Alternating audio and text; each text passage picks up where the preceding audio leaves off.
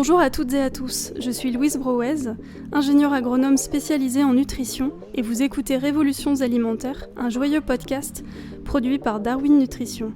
Pour notre 8e épisode, il est temps de planer un peu.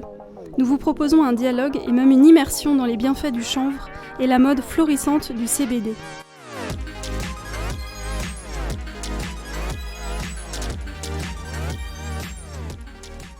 Nous allons même voyager un peu puisque je vous amène dans le Berry, dans les champs de Sandy Floquet qui cultive, au restaurant L'Hirondelle à Linières d'Ève Choucroune-Tardif et avec Linda Louis, qu'on ne présente plus, qui cuisine et photographie merveilleusement. Cannabis, chanvre, CBD, THC, il est parfois difficile de s'y retrouver. Cannabis sativa est une espèce de plante qui ne contient pas moins de 113 cannabinoïdes, ayant divers effets et bénéfices sur la santé. Parmi ces molécules actives, on trouve le THC, une molécule aux effets psychotropes. Le CBD, cannabidiol, est une autre molécule extraite aussi de la fleur, aux effets non psychotropes, mais aux nombreux bénéfices santé que nous allons explorer aujourd'hui. Le chanvre est une variété de cannabis dont le taux de THC est bas, inférieur à 0,2%. C'est une plante hors norme, dont la culture est écologique et dont on fait de l'huile, des farines, du papier, du paillis ou des matériaux de construction.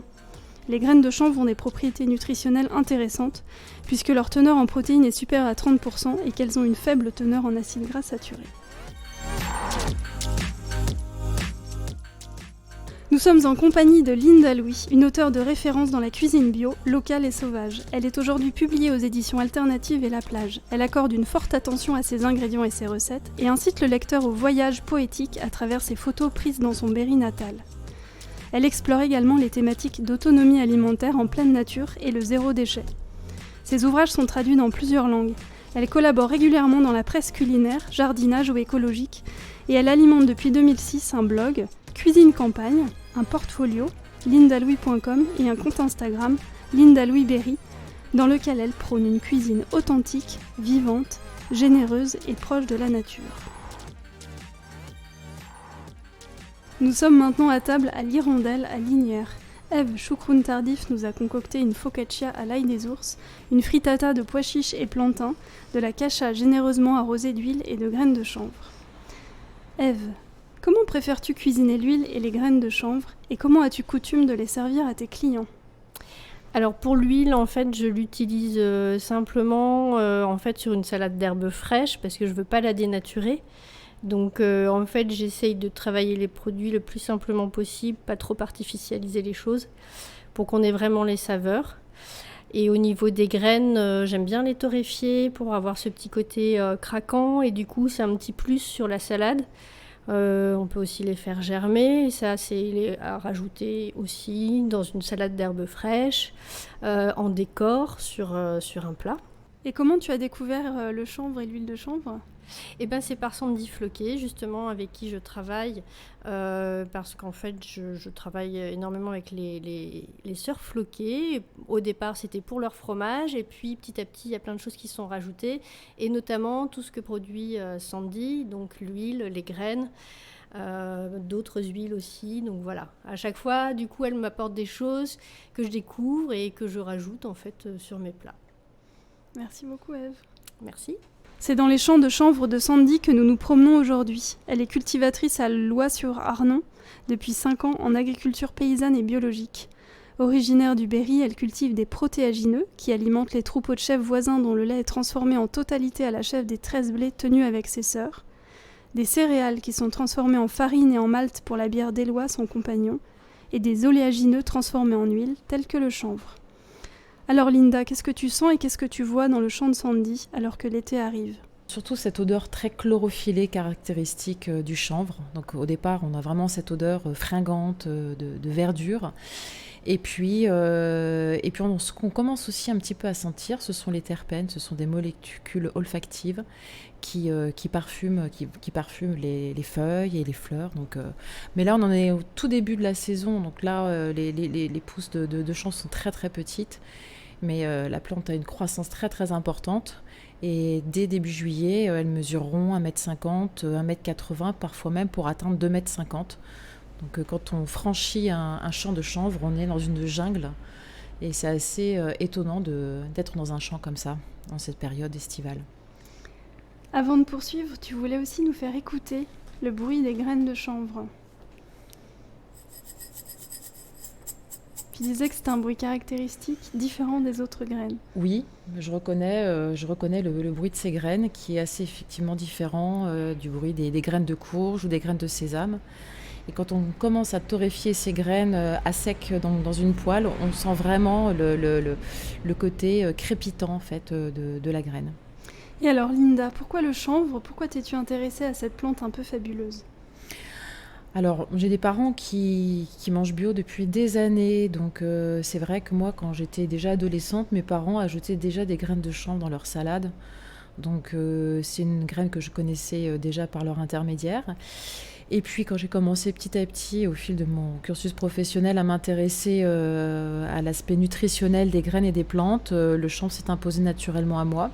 Après, il faut dire qu'il y a ensuite l'actualité avec le CBD, dont on va parler un peu plus tard, qui a été mis sur le devant de la scène depuis quelques années et voilà, le lien a été fait.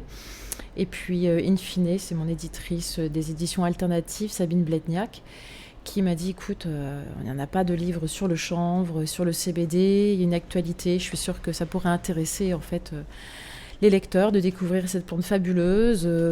Donc effectivement, au bout de quelques mois, j'étais vraiment à fond sur le sujet et je me suis immergée dedans, voilà, à fond. Tu disais que c'est une culture traditionnelle dans le Berry? Oui, effectivement. Dans le Berry, autrefois, on cultivait le chanvre. Le chanvre, traditionnellement, en France, est cultivé dans la Sarthe, dans les Pays de Loire, et puis même dans le nord de la France. Mais dans le Berry aussi, on cultivait le chanvre. À la base, pas nécessairement pour ses graines, mais surtout pour ses fibres, qui est donc utilisées pour réaliser des tissus et des cordages. En fait, il y a beaucoup de départements en France, en fait, qui étaient des départements cultivateurs du chanvre. Partout, on va dire, on a un climat tempéré, même s'il fait très sec, le chanvre pousse partout. Mais dans le Berry, c'est vraiment quelque chose qui était traditionnel, oublié. Mais une fois de plus, le chanvre revient sur le devant de la scène, au-delà de l'aspect nutritionnel pour les oiseaux, parce qu'en fait, à la base, les graines de chanvre étaient surtout données aux oiseaux et vendues en animalerie. Et depuis à peu près une dizaine d'années, par le réseau bio, ces graines sont consommées par les humains et elle a énormément de bienfaits. On va en parler plus tard. Et alors éclaire-nous, quelles sont donc les différences entre chanvre et cannabis dans un premier temps, et aussi donc entre CBD et THC? Alors le chanvre et le cannabis sont en réalité la même plante. Sauf que le cannabis va contenir du THC, donc une substance active qui est psychoactive, psychotrope, qui va jouer sur un état psychique et mental de la personne. Alors que le chanvre ne contient absolument pas du tout de THC, ou en tout cas il en contient très très peu. Tel qu'il est cultivé en France, selon la réglementation, il en contient moins de 0,2%. Donc autant dire que le chanvre n'a absolument aucun effet psychoactif. Si vous mangez du chanvre, vous n'aurez pas les effets du cannabis, loin de là. Et entre le CBD et le THC, alors, dis-nous la différence. Alors le CBD, donc, c'est également... Le CBD est une molécule active, tout comme le THC, sauf que le CBD ne va pas jouer sur les mêmes neurotransmetteurs. Donc le CBD n'a pas du tout, en fait, ne génère pas du tout d'accoutumance, contrairement au THC, et ne va pas du tout jouer sur les mêmes neurotransmetteurs. Ils vont avoir des effets relaxants tous les deux, mais si l'un va vraiment peut-être générer un état vraiment second et quasi d'ébriété, en ce qui concerne le THC, ce ne sera pas du tout le cas pour le CBD, bien au contraire. Et alors, que dit la réglementation au sujet de la culture du chanvre et en ce qui concerne le CBD, justement ? Alors, en ce qui concerne la culture du chanvre en France, déjà ce qu'il faut savoir, c'est que les chanvriers ne peuvent pas garder les graines d'une année sur l'autre. Ils sont obligés de commander tout le temps auprès d'une société spécialisée dans les semences de chanvre, tout le temps donc, ces graines de chanvre, puisque d'année en année, si on garde les graines de chanvre, naturellement, elle va s'enrichir, la plante va s'enrichir en THC. Donc ça, c'est la réglementation. 30% des parcelles de chanvre en France sont contrôlées. C'est l'agriculture, c'est l'exploitation la plus contrôlée en France, en fait. Et en ce qui concerne le CBD, la culture du CBD, elle n'est pas encore autorisée a priori en France. Donc c'est pour ça que la plupart des huiles de CBD ou des fleurs de CBD que vous allez trouver en fait sur Internet sont élaborées, sont cultivées dans des pays d'Europe, Italie, République tchèque, etc. Mais là, en ce moment, il y a quelque chose qui est en train de se jouer au niveau juridique, puisque la Cour de justice européenne a taclé la France en estimant qu'elle avait une attitude qui n'était pas acceptable par rapport au CBD. Et aujourd'hui, il va bientôt être possible de pouvoir cultiver donc, des fleurs à CBD en France, puisque l'Europe l'autorise, mais pas la France. Mais voilà, le droit européen prime sur le droit français. Donc aujourd'hui, un peu partout en France, en Aquitaine, en Corrèze, vous avez des producteurs de chanvre qui, cette fois-ci, ne font pas faire pousser la plante jusqu'aux graines. En tout cas, ils peuvent quand même le faire pour récolter l'huile, mais peuvent décider de stopper la culture au stade de floraison pour récolter en fait les fleurs qui serviront ensuite à fabriquer le précieux CBD. Le chanvre est donc une plante qui produit des aliments, des graines, de l'huile, et le CBD un complément alimentaire bien-être issu de la fleur, du chanvre.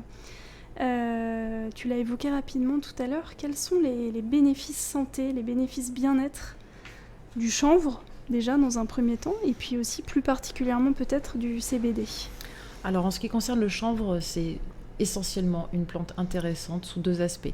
Donc au niveau de l'huile, on va avoir un équilibre parfait entre les oméga 3, oméga 6, oméga 9. C'est l'une des huiles les plus équilibrées et des plus riches. Ça c'est pour l'huile. Et en ce qui concerne les graines, en tout cas avec lesquelles on va réaliser donc, la farine, il y a un taux extrêmement important de protéines. Donc dans ces protéines, on va trouver notamment de l'édestine et puis on va retrouver également de l'albumine, qui est un agent coagulant, le même qu'on va trouver dans l'œuf. Donc on a une très très forte teneur en protéines. Et comme le soja, comme le quinoa, les graines de chanvre contiennent les 8 acides aminés essentiels que notre organisme n'est pas capable de synthétiser.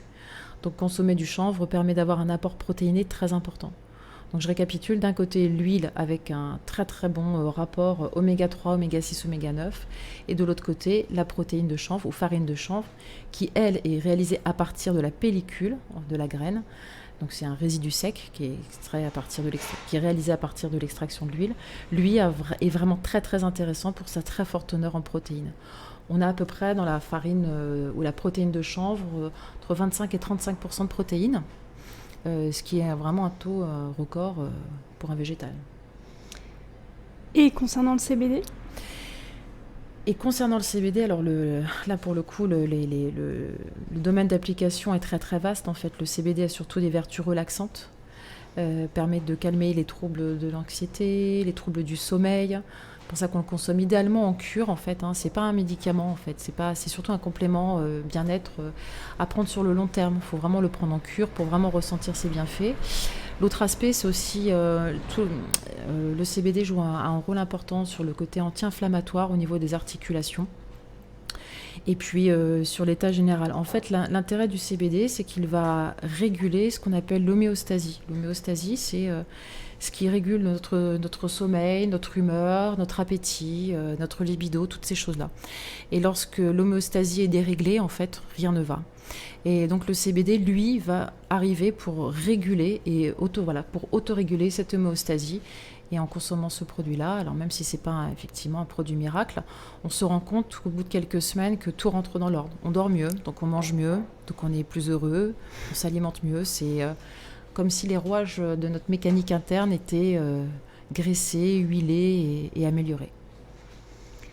Et alors comment on le consomme, sous quelle forme ce CBD ? Alors il y a plusieurs manières de consommer le CBD, donc soit à partir des fleurs, ou soit à partir d'une huile qui extrait les principes actifs des fleurs. Donc si on souhaite consommer du CBD à partir de fleurs, il n'y aura pas de CBD dans ces fleurs, mais du CBDA.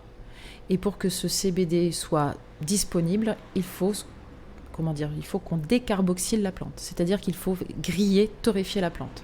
C'est pour ça que les fumeurs, souvent de cannabis ou même de CBD, fument cette plante pour pouvoir brûler, griller directement en fait la fleur pour pouvoir rendre le CBDA disponible en CBD. Donc nous, en tant que cuisinier, on ne va pas le fumer, on est d'accord. Là, l'idée, c'est plutôt donc, de décarboxyler la plante. Donc vous disposez les fleurs directement dans un ramequin et vous laissez torréfier au four à peu près à 180-200 degrés pendant 10, 15, 20 minutes jusqu'à ce que la plante soit vraiment grillée. Donc ça embaume dans toute la cuisine, c'est vraiment délicieux. Et à partir de là, votre CBD est disponible. Et une fois qu'on a fait ça, on peut soit mélanger, on peut broyer la fleur, la mélanger dans des cookies, ou alors on peut l'infuser directement dans de l'huile ou dans du beurre pour faire un ghee parfumé aux fleurs de CBD. Parce que ce qu'il faut rajouter aussi, c'est que le CBD est ce qu'on appelle liposoluble, c'est-à-dire qu'il se dilue dans une graisse. Il n'est pas hydrosoluble, c'est-à-dire qu'il ne se dilue pas dans de l'eau. Donc si vous laissez infuser des fleurs de CBD dans de l'eau comme une tisane, forcément le CBD ne sera pas du tout aussi bien assimilé que s'il est par exemple laissé infuser dans du lait ou dans une huile. Et tu disais qu'il n'y a pas d'accoutumance. Non, pas du tout. En fait, ça a été vraiment prouvé scientifiquement. Parce que pour réaliser ce livre, le livre donc Super Chanvre et CBD, je me suis vraiment posé cette question-là, à me dire est-ce que je ne vais pas parler d'un produit qui peut générer une accoutumance, même si on sait qu'il y a des gens qui sont on va dire dépendants du café, du chocolat, toutes ces choses-là. Qu'en est-il vraiment du CBD ? Donc au niveau des études, on a vraiment pu prouver que le CBD ne générait pas un phénomène de dépendance et d'accoutumance forte, contrairement au THC, puisqu'en fait, il ne joue pas du tout sur les mêmes neurotransmetteurs. On a des différents récepteurs aussi qui sont présents dans notre corps, et ces récepteurs ne sont pas tous sensibles en fait sur le CBD ou sur le THC. Donc, il n'y a pas du tout de problème d'accoutumance, pas du tout. Et alors, où est-ce qu'on le trouve, ce CBD ? Tu l'as évoqué rapidement tout à l'heure en parlant du CBD français. Est-ce qu'il y en a du français ? Et où est-ce qu'on peut trouver aussi du chanvre ? Est-ce que tu peux nous expliquer un peu la provenance pour ces deux types de produits ? Alors, en ce qui concerne le chanvre, vu que le chanvre est légal, puisqu'il ne contient pas de THC, ou en tout cas moins de 0,2%, le chanvre, on va en trouver partout dans les magasins bio. Et même maintenant, je dirais dans les supermarchés. Ça arrive. On va trouver essentiellement les graines entières, graines décortiquées et parfois même la farine et la protéine. En ce qui concerne la fleur de CBD, là on va surtout la trouver sur internet en fait, sur des CBD shops. Mais la bonne nouvelle, c'est que une fois de plus, comme je vous le disais tout à l'heure, par rapport à la réglementation, on va enfin pouvoir trouver donc des fleurs de CBD françaises.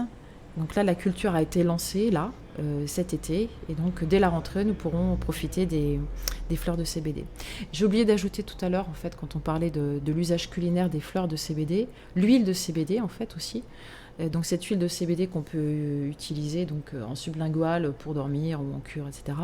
On peut l'ajouter dans des truffes ou dans des petites pâtisseries crues, en fait.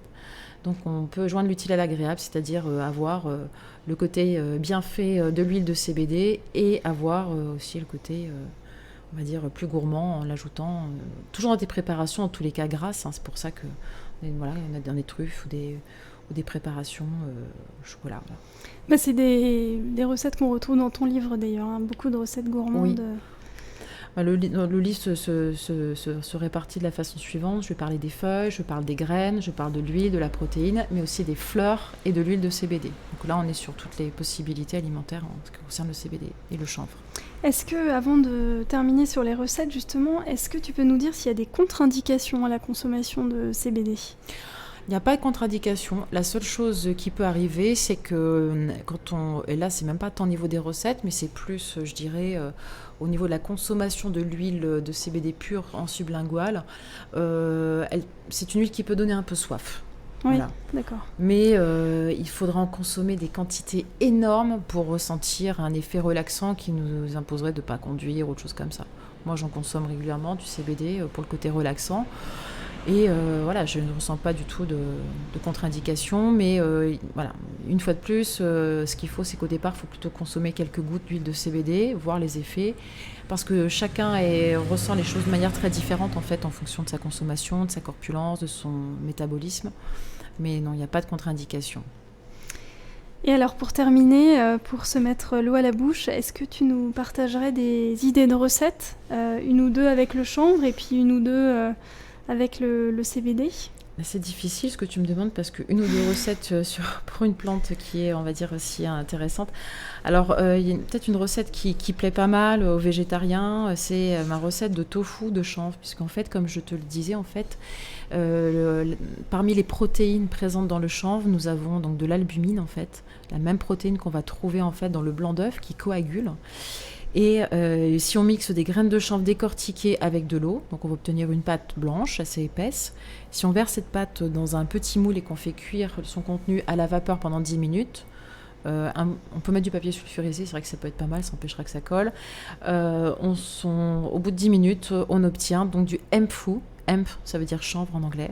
Donc on obtient un tofu très ferme et extrêmement nourrissant. On en mange quelques cubes et voilà. Donc là, ça c'est pour le chanvre, donc ça, en ce qui concerne les graines. Donc on peut les ajouter dans les salades, comme disait Ève. Moi, j'aime bien réaliser un pesto d'ortie, un pesto berrichon, ma région, avec donc de l'ortie, de l'huile de chanvre et puis des noix. On peut réaliser aussi avec des graines, des mayonnaises, des sauces, une multitude de choses, les ajouter dans les cookies, dans les pâtes à tarte, et voilà. Et en ce qui concerne le CBD, alors l'huile, moi j'aime bien, comme je te disais, réaliser des truffes au chocolat, faire un petit trou avec une baguette chinoise, glisser dedans 2 gouttes d'huile de CBD, refermer et puis servir ça pour le goûter, ça c'est pas mal. Et en ce qui concerne les fleurs de CBD, une fois de plus, là, c'est pas tant une recette, c'est plutôt vraiment une procédure obligatoire, c'est la décarboxylation. Donc faire torréfier les graines 10-15 minutes, 20 minutes. Dans un les fleurs ou les graines ? Les fleurs, pardon, les fleurs. à 180. Et puis, on peut les émietter dans des cookies ou alors les faire macérer et mijoter un moment dans du beurre pour fabriquer un ghee indien. Et là, sur des tartines, c'est délicieux, ou revenu à la poêle avec des légumes sautés, c'est excellent. Merci beaucoup, Linda. Merci à toi, Louise. Merci d'avoir écouté cet épisode du podcast Révolutions alimentaires, produit par Darwin Nutrition. Merci encore à Linda. Ah, mais on a complètement oublié de parler, en fait, de la résine de CBD. En fait, qui est donc une résine qui ressemble clairement en fait à la résine de cannabis. On va la trouver verte sous forme de pollen verte ou alors sous forme de résine bien grasse. Et là, pour le coup, elle se cuisine aussi dans des aliments gras. Et la recette qui était vraiment sympa et cool que j'ai fait avec, c'est donc de la confiture de lait. Donc lait de soja en plus, donc c'est du lait de soja, du sucre et de la résine de CBD. Du shit de CBD. C'est du shit, clairement, ça ressemble à ça. Et que l'on émiette et que l'on fait mijoter pendant 1 heure et on obtient une confiture qui a un goût de space cake. Alors je tiens aussi à préciser qu'une fois de plus, c'est toute la saveur, on va dire vraiment de cette odeur de cannabis qu'on va trouver en fait dans le CBD est liée aux terpènes, donc des molécules olfactives qui sont présentes aussi bien dans le chanvre que dans le cannabis, mais ces molécules ne sont pas du tout psychotropes. On profite en fait de la saveur sympa et terreuse et herbacée du cannabis sans en avoir les inconvénients. Tu mets l'eau à la bouche. Merci encore à Linda, Ève et Sandy de nous avoir accueillis et éclairci les idées. Si vous avez aimé cet épisode, pensez à vous abonner sur votre plateforme de podcast préférée et à nous laisser un avis sur Apple Podcast.